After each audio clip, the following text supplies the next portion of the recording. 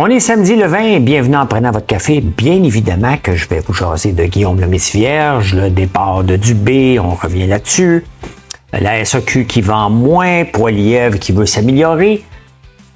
Hey, on va peut-être assister, moi je me souviens pas de la lutte entre la Russie et les États-Unis pour la Lune. Alors, on va voir ça en 2028, 2030, en 2030. 2030, on va jaser de ça. TikTok ne sera pas banni.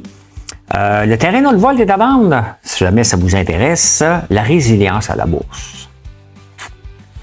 Impressionnant. Les stocks cannabis. Wouh, wouh. Hein? Si vous ne m'avez pas vu, vous étiez en podcast, vous allez comprendre pourquoi. Quoi d'autre? Ah, une voie réservée à 2 passagers. C'est 2 passagers.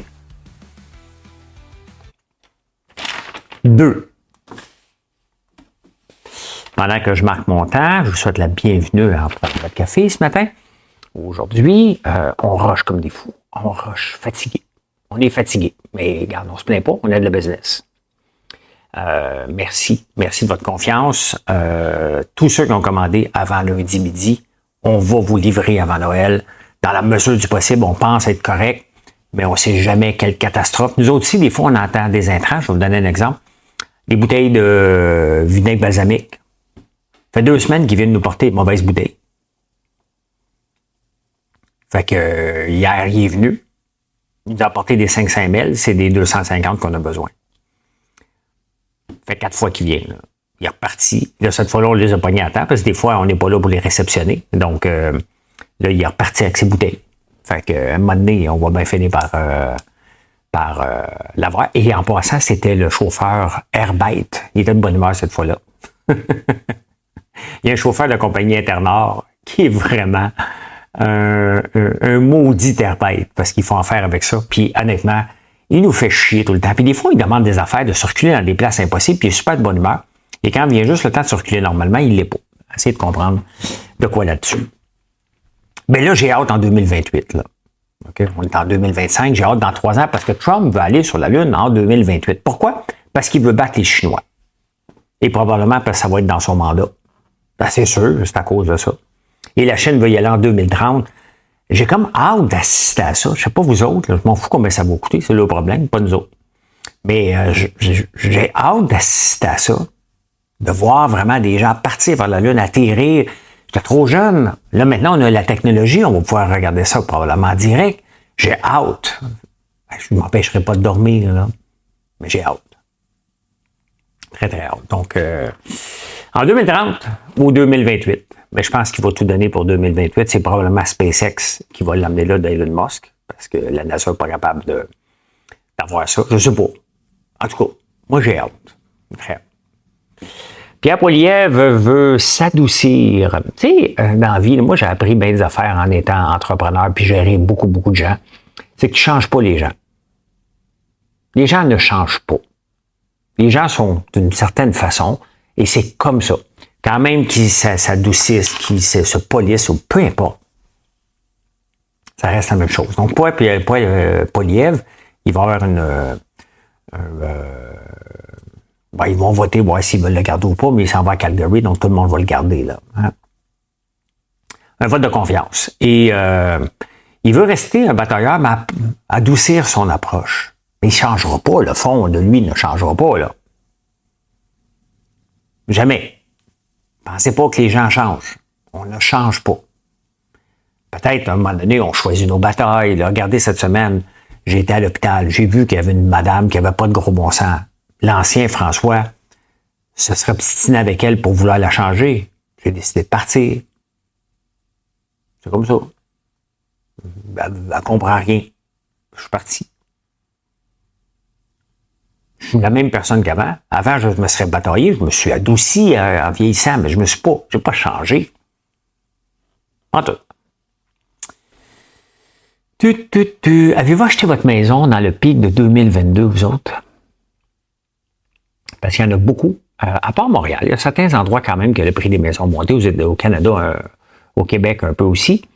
Mais là, on est dans un creux, une descente un peu. Hein? Et surtout au Canada anglais, la plupart des gens qui ont acheté, tu sais vraiment quand tu achètes une maison là, avec le minimum que tu peux. Là. Dès que tu as une pièce, c'est que tu te qualifies pour une maison, tu y vas. Ben, en ce moment, l'hypothèque est plus élevée que la valeur de la maison. Ah, c'est pas grave si tu ne vends pas. Peut-être que tu voulais l'acheter. Regardez, moi, quand j'ai acheté ma maison en 2016, 2017, j'ai payé 250 000 $ de trop. C'est le prix de la maison, là. Paye trop cher. Mais je voulais. Je voulais cette maison-là, je voulais être là, celle-là, je voulais. Il y a un prix à payer pour ça, là. Fait que 200 000. Je me souviens, Valérie Taffel dit moi, si j'avais été là, j'aurais pu négocier. Mais non, mais il ne voulait pas négocier. Puis je la voulais. Tu sais, quand tu veux quelque chose, à un moment donné. Aujourd'hui, est-ce que ça me dérange, le 200 000? Ben, pas partout. Ma maison a plus que doublé, parce qu'elle est dans un quartier, que les maisons sont en demande. Mais je me suis déjà fait avoir en 2012, quand je me suis séparé d'un Shoppingus. Le marché avait baissé entre 2012 et 2016. J'ai perdu. Correct. Je voulais déménager. Perdu une place, trop payé à l'autre place. Beau cave, hein? Elle me l'a dit, la madame. Pas Marilyn, l'autre. Vous savez, quand vous regardez les tarifs qu'il y a aux États-Unis, hein, puis il y a un paquet d'industries qui en profitent parce qu'ils sont capables de vendre plus aux Américains. Imaginez-vous qu'il y a des industries qui n'ont pas de tarifs, eux autres. Mettons comme les avocats. Pas les avocats, le métier, les avocats qu'on mange. Là. Il n'y a pas de tarif pour les avocats du Mexique. Ou il y en faut au Japon aussi, en Espagne aussi. Il n'y a pas de tarif. Puis ça coûte cher les produire en Californie. Fait que là, les producteurs d'avocats de Californie, les prix aux États-Unis baissent un peu. Et là, ils disent, ouais, ben attends un peu, là. C'est pas juste, nous autres, on n'a pas de tarif pour nous protéger. C'est ça que Trump est en train de faire. Un peu comme nous autres ici, avec la gestion de l'offre, là. On est content, on se protège contre la gestion de l'offre. Imaginez-vous, là, les gens sous le lait n'ont pas à s'inquiéter d'absolument rien ce qui se passe mondialement. Producteurs de bœuf, oui. Producteurs de porc, oui. Producteurs de vin, oui. Ben, c'est pas important, eux autres. Nous autres, on nourrit le peuple. Le monde aime bien mieux la vache que l'agneau. Oui. Peut-être. Mais, nous autres, nous, on vous donne du lait. Nous. Le nous, il est très fort. Fait qu'imaginez-vous, les producteurs d'avocats veulent des tarifs. C'est comme ça. Je savais pas que le Japon produisait. L'Espagne, ça va de soi pour moi, parce qu'il fait chaud là-bas. Là, donc,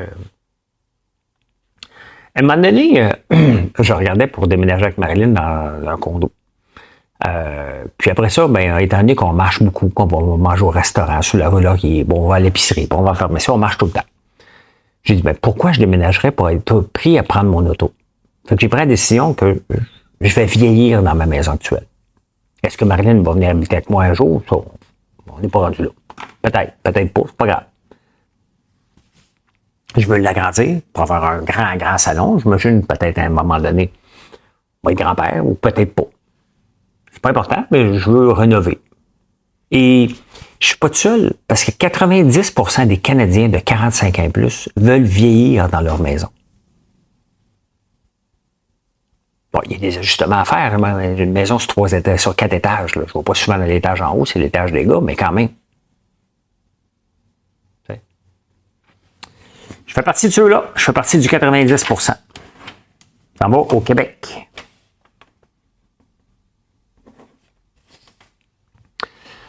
A du B et qui a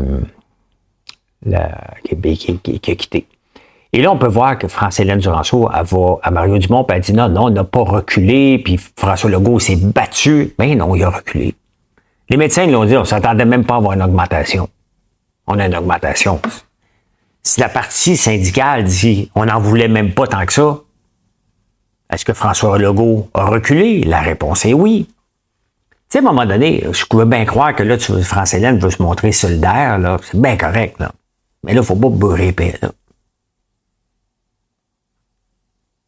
La réforme du B venait avec Santé Québec. Il venait avec un paquet d'affaires. Les médecins avaient eu trop d'argent sous barrette. Lucien Bouchard a gagné contre Dubé. Là, à un moment donné, c'est parce que si on n'amène pas les réformes dans le bon sens, on ne connaît même pas toute la loi 2, nous autres. Les médecins non plus. Fait que, il y a des choses certainement qui n'étaient pas bonnes, d'autres qui sont bonnes. Est-ce que le Dubé, on dit que c'est un autoritaire, puis il s'assoit, puis il dit ça va être comme ça? Ça, il faut arrêter d'écouter les syndicats parce que, sincèrement, si vous me voyez aller des fois, là, vous allez me trouver que je suis autoritaire. Moi, je laisse la place à tout le monde. Mais à un moment donné, quand vient le temps de mon portefeuille, ben, je deviens un petit peu plus autoritaire. Je vais dire non, ça c'est pas possible. Puis des fois, je suis pas négociable parce que ça implique trop d'argent. Je suis pas autoritaire. Je cherchais le mot, je voulais pas dire un homme d'affaires. Je suis un entrepreneur. Christian Dubé a une tête d'entrepreneur. Donc, il n'y avait plus de raison d'être là. Bouchard l'a planté, Legault est allé le remplacer. Il a bien fait de partir. Il faut se remettre à sa place. Maintenant, est-ce qu'on est d'accord avec lui ou pas? Est-ce qu'il est allé trop loin? Ben, si les médecins trouvent que c'était surprenant qu'il y ait autant d'argent, moi, je pense qu'il n'a pas été trop loin. On n'a pas avancé, là. Pensez-vous pas que le système de santé s'est amélioré, là? Il n'y a rien d'amélioré. On n'a pas plus de médecins de famille. Il n'y a rien d'amélioré. Et les médecins ont plus d'argent qu'ils avaient prévu d'en avoir. Qu'il y en avait déjà eu beaucoup sous Barrette. On ne peut pas toujours garder nos acquis. Des fois, nos acquis ne font pas de sens parce que vous n'auriez pas dû l'avoir. Le 30% qu'ils ont eu sous Barrette ne faisait pas de sens. C'est là. Les ventes de la SAQ sont en baisse de 4%. Des fermetures de magasins. D'ailleurs, on avait fait un débat au débatteur à un moment donné. Pour ou contre les fermetures de la SAQ parce que les magasins autour disaient Hey, tu peux pas fermer. T'es supposé vitaliser les centres-villes. Imagine-toi, c'est dans leur mission, ça. Si tu fermes, il n'y a plus personne qui va venir dans notre centre d'achat miteux. Faut que tu restes ouvert. Mais non. On vend de l'alcool. Puis on doit se réjouir qu'on perd du 4%. Le 4%, il faut se réjouir de ça. On veut une société qui boit moins, qui boit intelligemment, qui boit quand c'est le temps. Pas obligé de faire des vendredis puis n'importe quoi. Regardez, avant d'enregistrer ce show-là, c'est vendredi soir, j'ai pris une bière, sans alcool. Ça goûte pareil, j'ai le feeling que c'est vendredi, que je me récompense. Pas besoin de me saouler, j'ai pas besoin d'avoir le feeling. Pas besoin de me réveiller le lendemain fatigué, besoin d'être en forme. Tant mieux. Tant mieux. Ah, je suis pas à l'aise avec ce qui se passe maintenant avec les libéraux parce que Charles Milliard se présente comme étant le sauveur maintenant, le chef. Il dit, je suis content, Blackburn a décidé de ne pas se lancer, fait qu'il dit, bon, il va y avoir moins de division en supposant que ça lui revient de droit. Ben, ça y revient pas plus à lui qu'à moi, là. Tout ça pour dire que je ne suis pas dans la course à la chefferie. Mais il n'y a pas à s'auto-déclarer le chef. J'y fais pas confiance à ce gars-là, moi. Tu sais, avant qu'il y ait la course à la chefferie et après, on ne l'a jamais vu dans l'espace public prendre position sur des sujets d'actualité. On ne le sait pas. C'est qui? On ne sait pas ce qu'il est capable de gérer. On ne l'a pas vu se mouiller encore. On le voit pas. Et là, il dit, ben, ça va faire moins de division. On ne connaît même pas son timbre de voix. On ne le voit pas nulle part. Il commande pas sur X, par ma connaissance. Je pense pas qu'il écrive des textes sur Facebook. Par ma connaissance, il doit pas être sur TikTok. Donc, il est proche de qui? Il est proche du peuple. Il va pas chercher le pouls du peuple. Je sais pas. Je sais pas. Ah ben, Caroline, le sujet de la semaine, définitivement que c'est l'entrevue de Guillaume le Métivierge avec Patrick Lagacé. Une chose qui est certaine, c'est que Guillaume le Métivierge ne laisse personne d'indifférent. Mais sincèrement, là, on peut regarder d'un bord ou de l'autre. Est-ce qu'on aime Patrick Lagacé? Moi, je trouve que l'entrevue Patrick Lagacé est parti d'une direction et Guillaume Levé-Tirvierge l'a emmené par son côté chaotique dans une autre direction. En se levant pour lui dire, je te demande, je te pardonne. Mais il dit, il n'y a pas besoin de pardon. Ben, c'est sûr qu'il n'y a pas besoin de pardon parce qu'il n'a rien fait de mal. Patrick Lagacé a rapporté des faits par rapport à la pizzeria. Dans le temps, là, il ne voulait pas se faire vacciner, puis il a fait plusieurs sorties. Il a le droit. Sauf que il y avait des règles. Qu'on soit pour ou contre les règles étaient là, c'est pas Patrick Lagacé qui les a mis. Donc, il demande pardon. Il a rapporté des faits. Point final. C'est ça, les journalistes.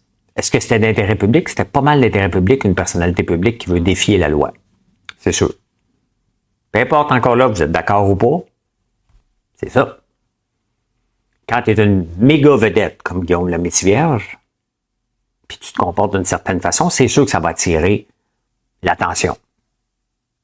Après ça, son boulot et toutes les autres affaires qu'il a fait, Guillaume Levé-Tirvierge, je l'ai écouté, il me dit, ouais, mais on a une discussion, mais c'est pas ça. Puis Guillaume Levé-Tirvierge, je veux parler de sa conférence. Ben, voyons donc. On le sait très bien, il y a assez d'expérience pour savoir que sa conférence, il va en parler à la fin, mais il faut qu'il aborde des sujets d'actualité avant, ça fait partie. On ne veut pas le savoir. Il n'y a personne qui va écouter Guillaume Levé-Tirvierge pour entendre parler de sa conférence de 4 heures, que les gens vont pouvoir poser des questions, ça va être long à mourir. C'est correct, c'est le prétexte pour l'inviter. En même temps, vas-tu bien? Ben, à la lumière de ce qu'on a vu, il va vraiment pas bien. Il va vraiment pas bien, Guillaume Levé-Tirvierge, là. Ce gars-là a l'air dérangé, troublé, qui essaie de s'en sortir, mais définitivement, est-ce qu'il essaie de s'en sortir parce qu'il a besoin d'argent? Ça se peut, qu'est-ce que tu veux qu'il fasse? C'était malaisant.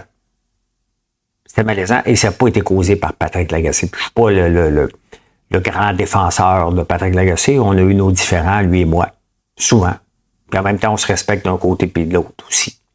Je suis capable de comprendre des fois quand il dit quelque chose, puis il est capable de comprendre mon côté.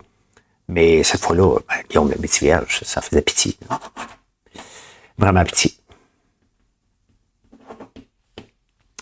Et en finance. Mais quelle drôle de semaine, hein? On va aller voir tout de suite le Nasdaq. Quelle drôle de semaine à la bourse. Sur 5 jours.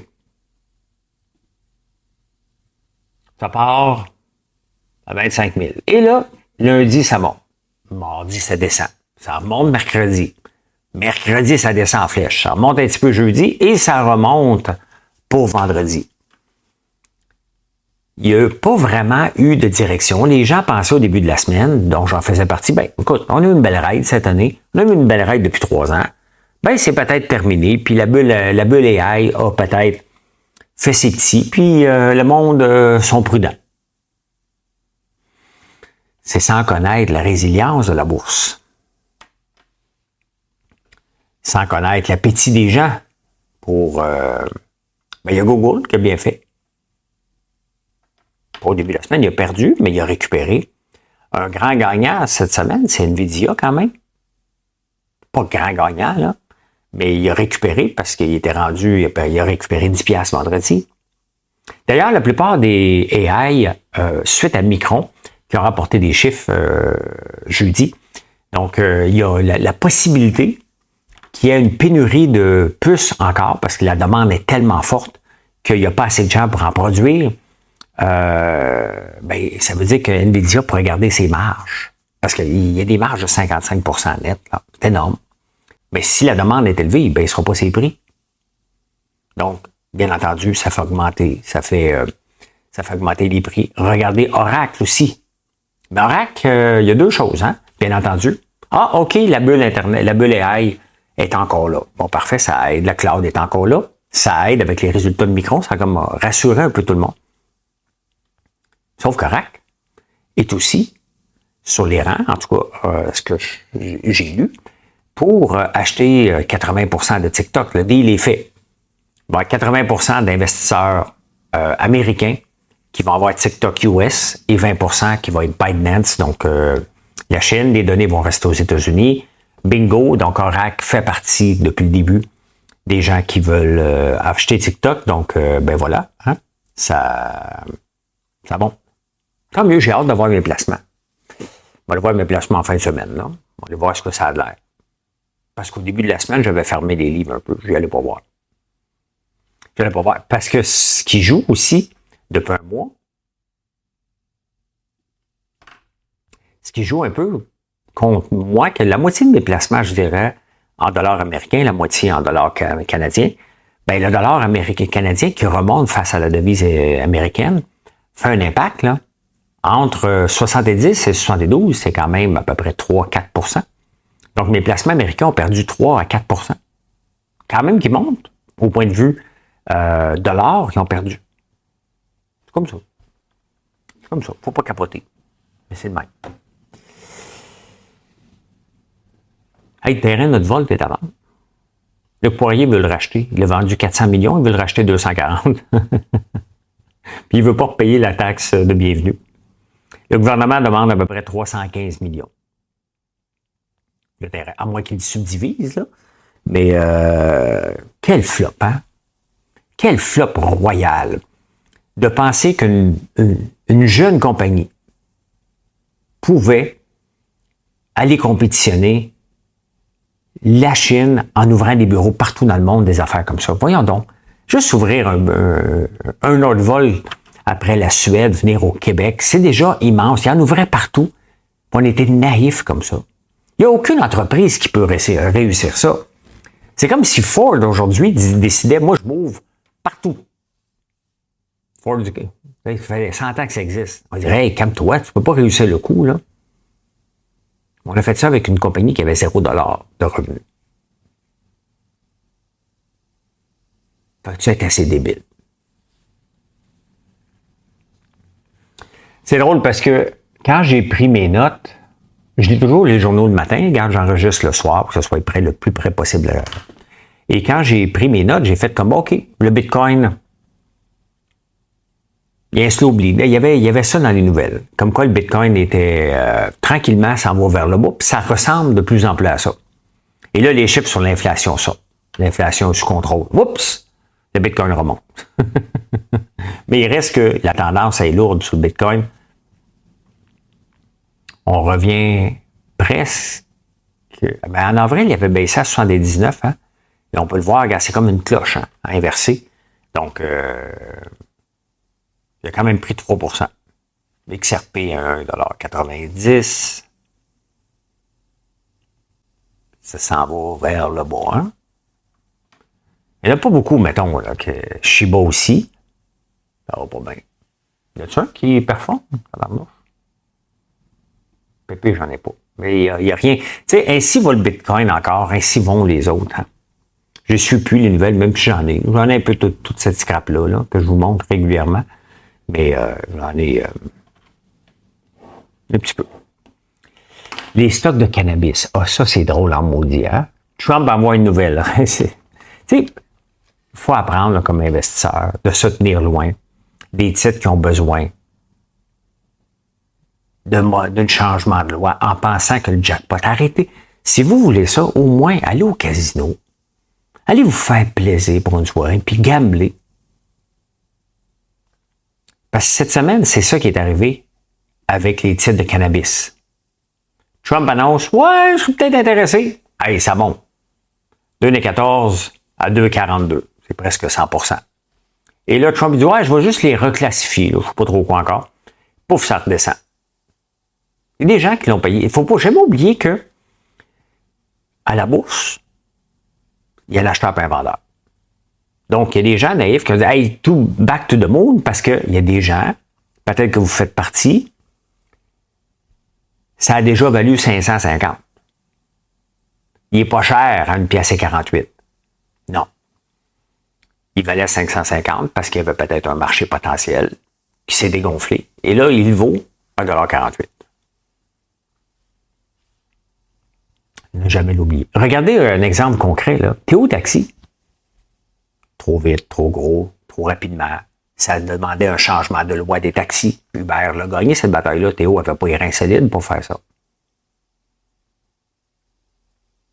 C'est une autre gaffe monumentale. du gouvernement Legault et de Fitzgibbon et d'Alexandre Taillefer.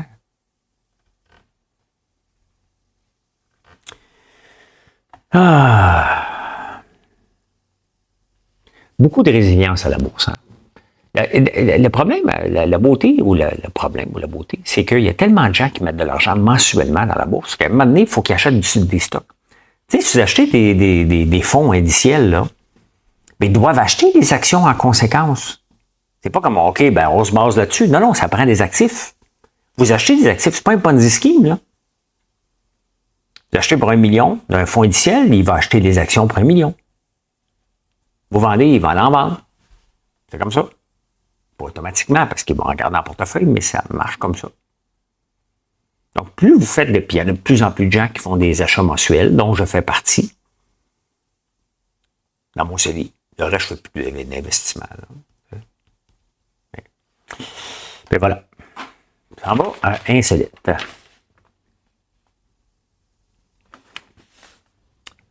Aimez-vous le fromage, vous autres? C'est drôle, hein, parce qu'il y a beaucoup de gens qui font de la démence, malheureusement. Et en même temps, beaucoup d'études sur différentes choses. Et là, ils ont découvert une nouvelle affaire. Ça a l'air que, je ne sais pas comment ils ont fait pour découvrir ça, là.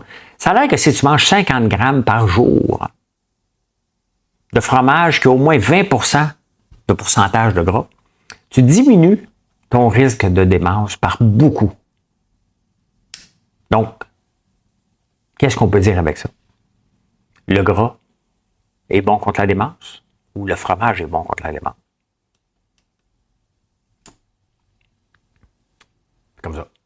Et finalement, il y a une madame dans le coin de Toronto, ça s'est passé chez nous aussi, là, cette semaine. Il y a des voies rapides où c'est marqué 2 passagers, 3 passagers, un taxi, tu sais, il y a toutes sortes de voies rapides. Et elle est action chat. Fait qu'elle dit, bon, on est 2. Fait qu'elle a pris la voie rapide. La police l'a arrêté, elle dit, qu'est-ce que tu fais là? Pas tout seul, je tape mon chat. Elle dit, madame, ça compte pas. Elle s'est obstinée. Elle a payé 110 $.